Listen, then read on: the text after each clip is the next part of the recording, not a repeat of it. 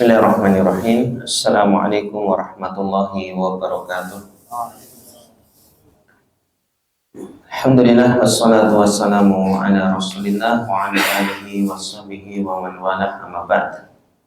Yang kami hormati segenap yang kami hormati Kepala Dinas Pekerjaan Umum rahimahumullah, kemudian Kepala Balai PSDA Serayu Citandui rahimahumullah, dan yang kami hormati pula para hadirin sekalian, bapak-bapak dan ibu-ibu sekalian dari Dinas PU dan juga Balai PSDA Serayu Citandui rahimahumullah ta'ala jami'a. Marilah kita panjatkan rasa syukur kita kepada Allah tabaraka wa ta'ala yang telah melimpahkan kepada kita semuanya taufik, kesehatan dan juga kesempatan sehingga pada siang hari ini kita diberi kemudahan oleh Allah Ta'ala bisa menghadiri pengajian rutin setiap Kamis siang. Mudah-mudahan Allah Subhanahu wa Ta'ala senantiasa memberkahi langkah kita dan juga menjadikan ilmu yang kita pelajari menjadi ilmu yang bermanfaat. Allahumma amin. Baik, pada siang ini mungkin jamaahnya agak sepi nih. Enggak, ya lagi ke lapangan, enggak apa-apa. Yang penting kita yang di sini di masjid tetap semangat nih. Mungkin hawanya madan adem begitu. Ya, enggak apa-apa. Lampu merahnya jadi dua-dua ya Mas Afik ya.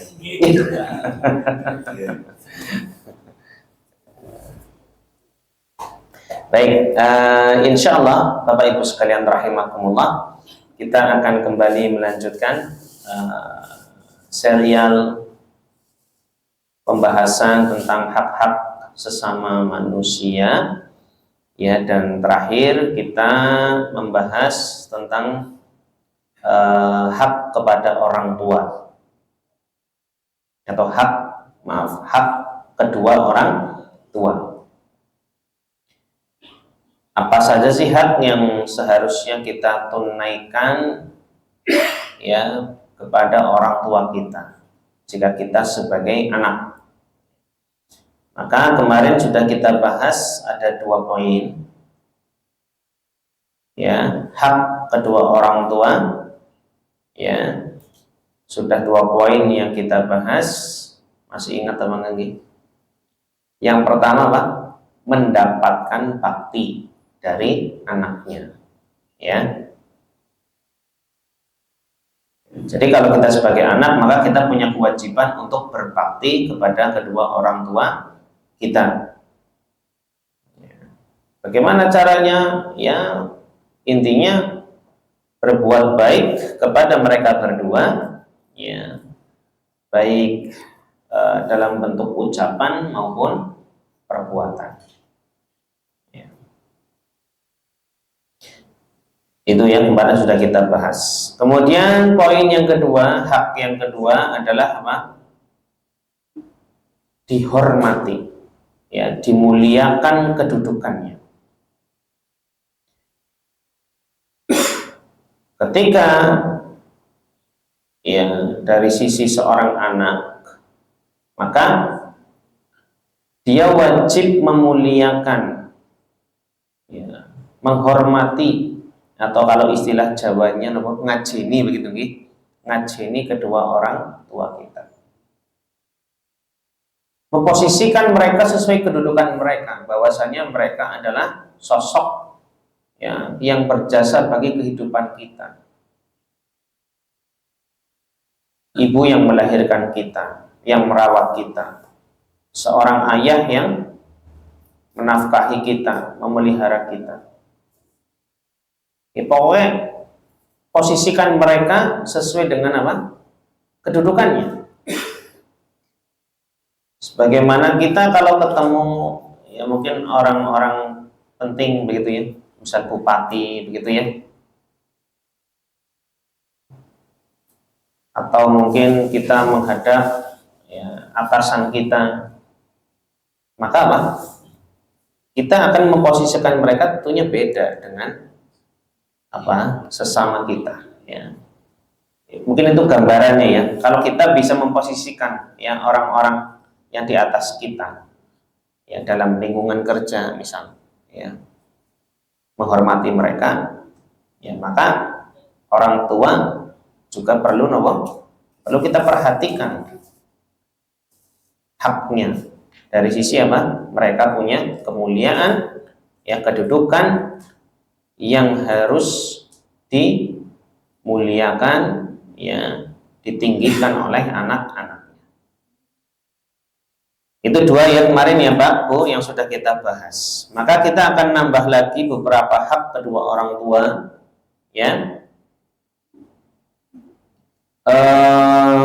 Yang ketiga berarti di sini disebutkan adalah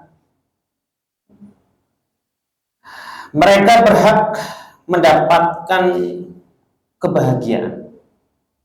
Mereka berhak untuk mendapatkan kebahagiaan.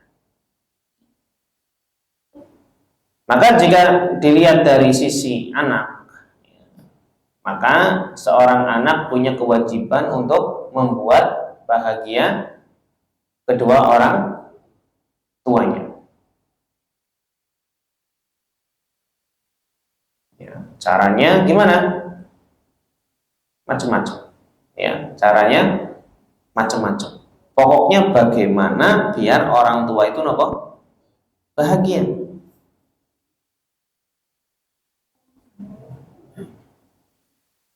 Sebagaimana disebutkan di dalam sebuah hadis, meskipun umum ya, meskipun umum.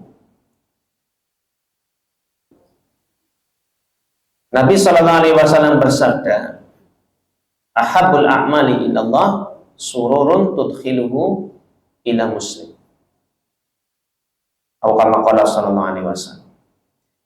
Jadi amalan yang paling dicintai oleh Allah Subhanahu Wa Taala adalah membuat muslim yang lain bahagia. Ketika membuat bahagia sesama muslim, tidak pandang bulu ya, pokoknya muslim itu saja sudah merupakan amalan yang paling dicintai oleh Allah Subhanahu Wa Taala ya, apalagi kedua orang tua ya, maka tentunya tingkatannya lebih besar lagi, lebih tinggi lagi.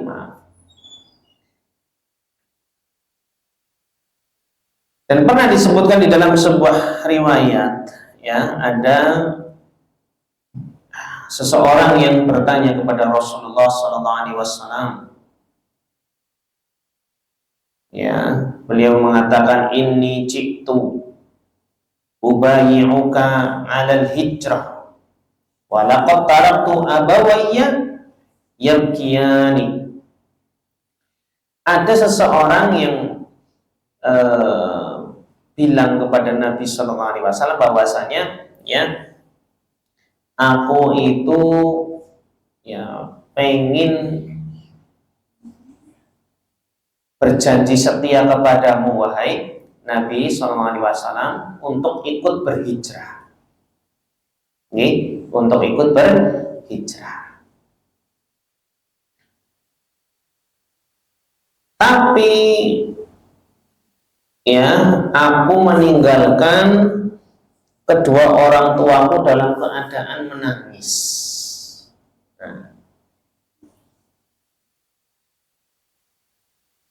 Sudah ambil janji setia kepada Nabi SAW untuk ikut hijrah, tapi orang tuanya menangis. Ditinggal itu nangis. Maka Nabi SAW mengatakan, irji' ilaihima, kembalilah kepada kedua orang tuamu. Fa'adhikhuma, buatlah mereka berdua tertawa lagi ya, kama adkaituhuma, sebagaimana engkau telah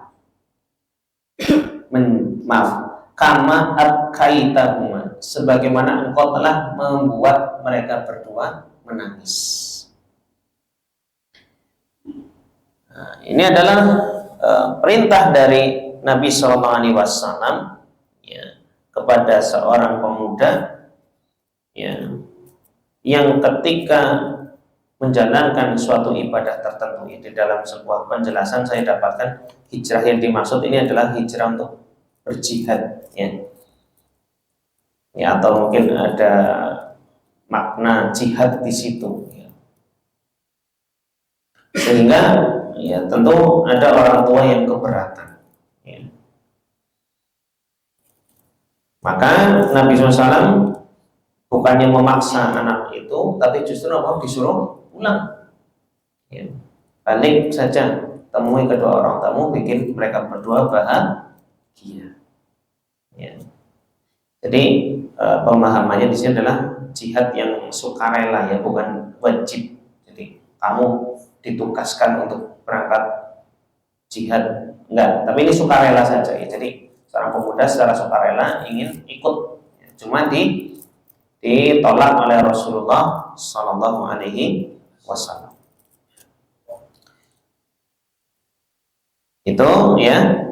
Jadi betapa perhatiannya Nabi Sallallahu Alaihi Wasallam, ya, kepada hak orang tua, ya, yaitu apa? Mendapatkan kebahagiaan dari anaknya.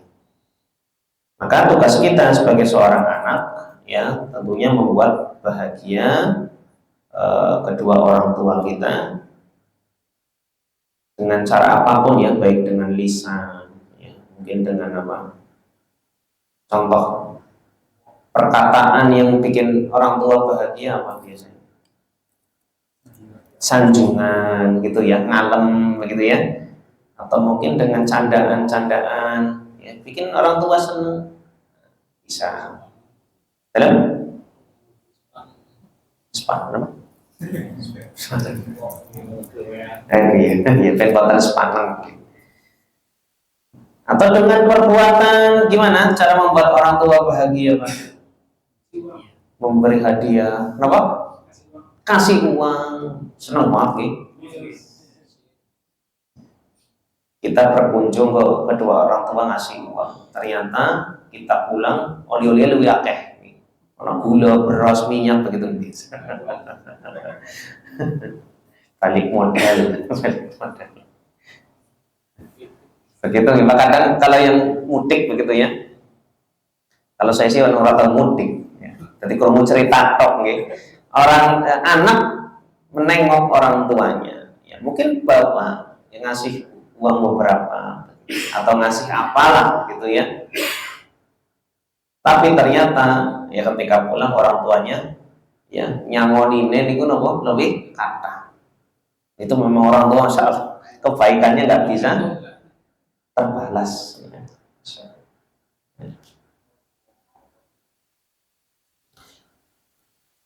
Ya, mungkin ngajak jalan-jalan, ya, mungkin ya apalah pokoknya, ya, secara materi bisa diberikan, ya, renovasi rumahnya gitu, mengumrohkan, ini masalahnya orang yang punya kelapangan rezeki mungkin bisa, ya, membuat bahagia orang tua dari sisi itu.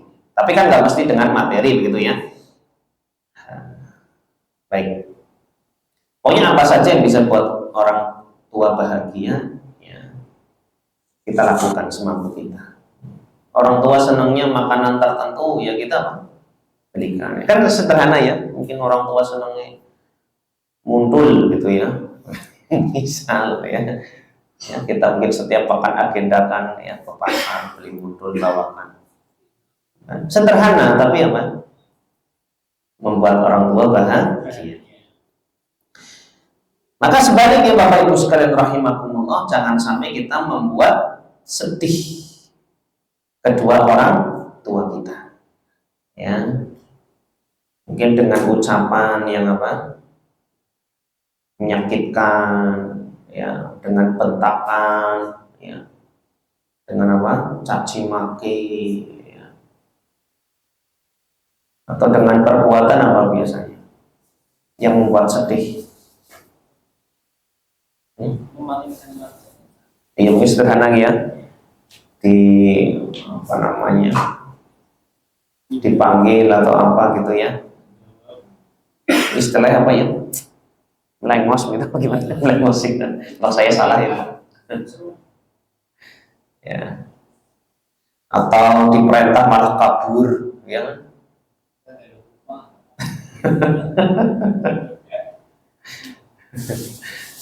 Itulah ya, jadi mungkin ada hal-hal yang tentunya membuat orang tua sedih, maka jangan sampai kita lakukan. Itu ya, mungkin katanya poinnya sederhana ya, membuat orang tua bahagia, tapi prakteknya itu sangat luas ya. Monggo panjenengan tentunya lebih paham kondisi lapangan masing-masing. Baik, kemudian hak yang keempat adalah mendapatkan nafkah ya dari anak-anaknya.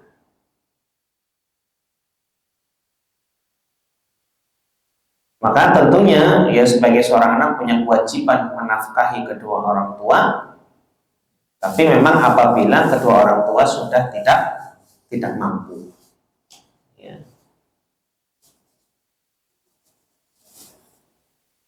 Ketika memang orang tua sudah tidak mampu ya untuk menghidupi diri mereka, ya maka anak-anaknya wajib menafkahi kebutuhan orang tua. Seharusnya balang-balangan lagi, anaknya papa balang-balangan kami. Semua rebutan, ya fastabiqul khairat, ya berlomba-lomba dalam kebaikan. Bukan malah apa, rembukan lebokna panti jompo apa ya. Nauzubillah min. Sempat ada kalau nggak salah ya saya lihat postingan di media sosial itu apa? Beberapa anak itu ke pengadilan untuk rebutan apa hak asuh orang tua, masya Allah. Jadi rebutannya itu apa? Kepengen dapat siapa yang ngasuh orang tua, bukan malah apa balang-balangan begitu ya.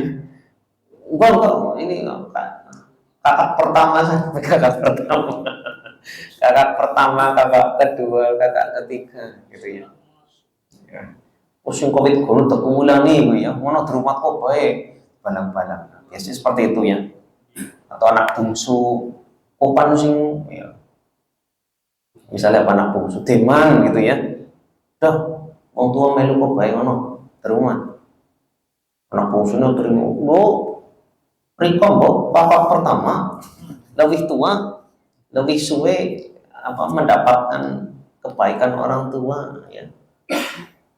Pokoknya nggak usah mikir-mikir yang seperti itu ya. Pokoknya apa sebagai anak ketika memang apa ada kesempatan ya berlomba-lombalah dalam kebaikan. Dalam kasus ini adalah memelihara kedua orang tua. Ya, teknisnya ya pokoknya di ini aja lah ya, disesuaikan dengan kondisi masing-masing. Ya, misalnya memang tiga anak atau tiga bersaudara ini memang secara finansial kurang, ya tinggal apa dirembuk saja, mungkin ganti-gantian itu kan bisa ya. Yang penting jangan sampai orang tua itu nopo terlantar. Ya, naudzubillah min dzalik, ada yang sampai di taruh di panti jompo, padahal anaknya nopo sehat mampu begitu ya. Pedan orang belum rumah, lopel ketemu kanca-kanca nih sesama jompo. Naudzubillah min dzalik. Ya, mudah-mudahan kita dijauhkan dari akhlak buruk semacam ini. Allahumma amin. Ya, supaya semampu kita ya tetap berikan nafkah kedua orang tua kalau memang mereka membutuhkan. Baik. Jadi ini yang kita bicarakan adalah nomor ketika memang orang tua tidak mampu, maka wajib ya bagi seorang anak untuk nomor menunaikan kebutuhan mereka.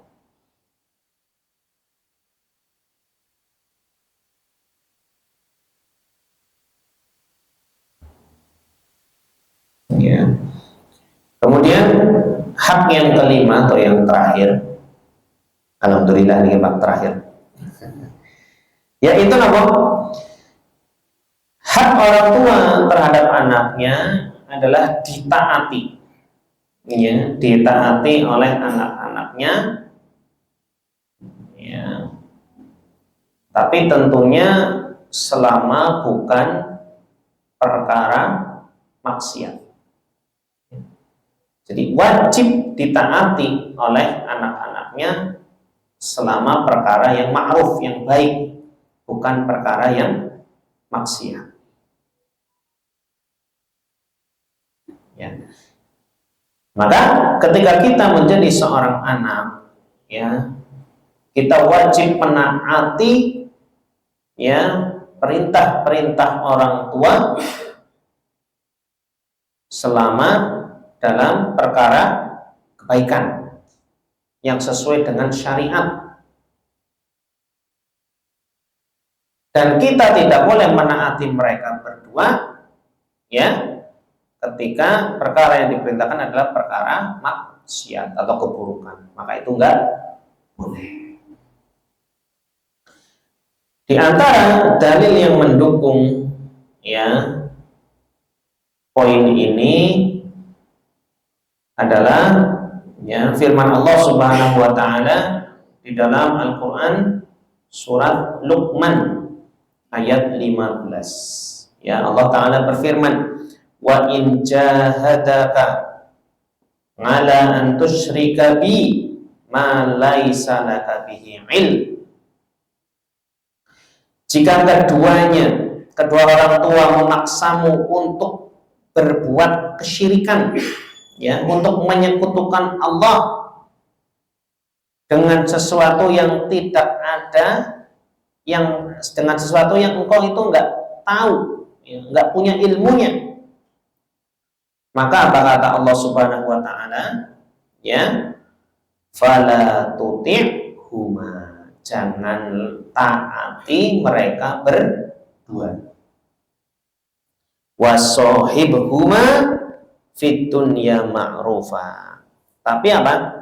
Tetap pergaulilah mereka dengan cara yang baik. Interaksi dengan mereka dengan cara yang baik. Nah ini, dari ayat tadi, surat Luqman ayat 15, kita dapati bahwasanya apa? Ketika orang tua ya, itu memerintahkan kepada anaknya untuk melakukan kesyirikan, yang mana kesyirikan ini apa? Dosa besar yang paling besar, dosa yang paling parah. Maka jangan pernah apa? Ikuti perintah kedua orang tua. Misalnya apa nih? Ada orang tua perintah berbuat kesyirikan kepada anaknya.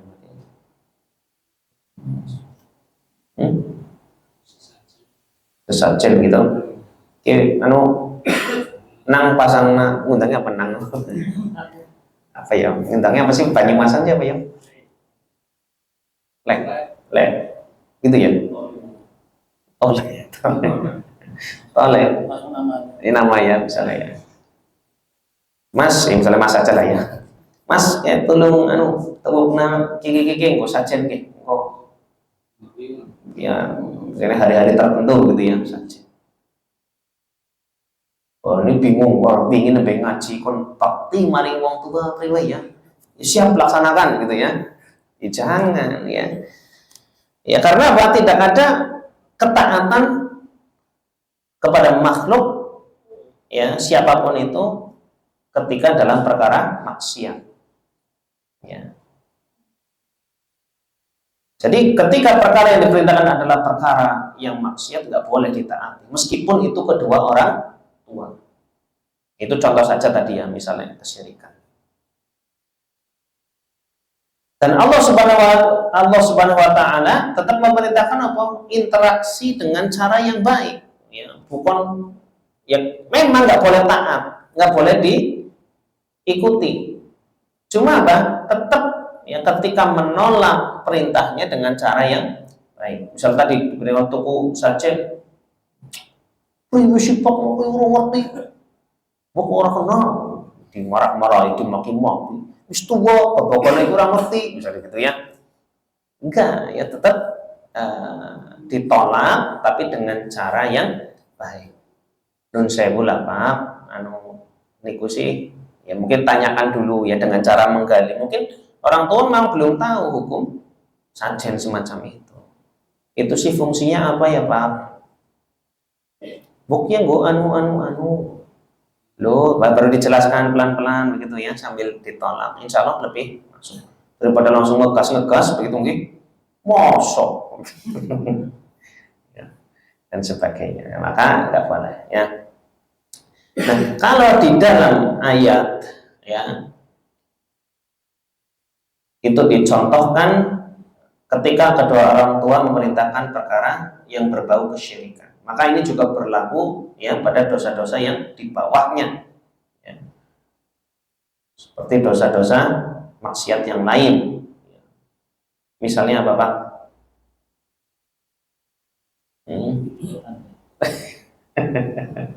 Nyolong pitik atau nyolong pelem gitu ya. Karena sing buah-buah yang kadang apa itu? Buah tanggane begitu ya. Kemas gitu sokrokna itu ya. Mungkin pernah ya pernah kalah kadar apa mungkin melewati pagar gitu masuk ke rumah kita gitu ya sokrok baik apa pakaian maka sebagai anak gimana jangan tolak ya tapi dengan cara yang baik karena bapaknya baik udah nggak mau perintah balik ya bapaknya baik begitu bapaknya dapat ikut menikmati pelemnya terus sebelah ayam tangganya kayak warawiri nembelak nang we misalnya gitu ya misal ya. Atau ketukuna wedang dalam tanda kutip ya yang kau pernah patir-patirnya papa ya tukuna wedang kan anak tolak ya jangan mau ya meskipun kita dituntut berbakti kepada kedua orang tua tapi dalam perkara maksiat ya katakan tidak ya nggak boleh ditaati ya makanya kita juga kalau jadi orang tua ya harus maklum ya harus maklum mungkin ada kadang perintah kita yang nggak sesuai syariat ya jangan pernah apa anak durhaka memang perkaranya yang nggak pas memang tidak wajib tidak boleh ditaati oleh anak ya mudah-mudahan sih kita nggak pernah sebagai orang tua ya jangan sampai lah ya memerintahkan kepada ya mungkin bisa saja terjadi ya perintah kepada anaknya jilbaban begitu ya jangan apa misalnya ya mungkin lah disuruh beli apa gitu ya sesuatu yang haram sesuatu yang nggak boleh diperintah untuk melakukan hal-hal yang nggak boleh ya maka seorang anak tidak boleh menaati orang tuanya dalam hal tersebut kalau perkara yang baik ya diperintah sholat diperintah ngaji ya diperintah tuku beras tuku gula begitu ya yang ma'ruf ya maka wajib ditaati. Mungkin itu ya beberapa poin yang bisa disampaikan. Mudah-mudahan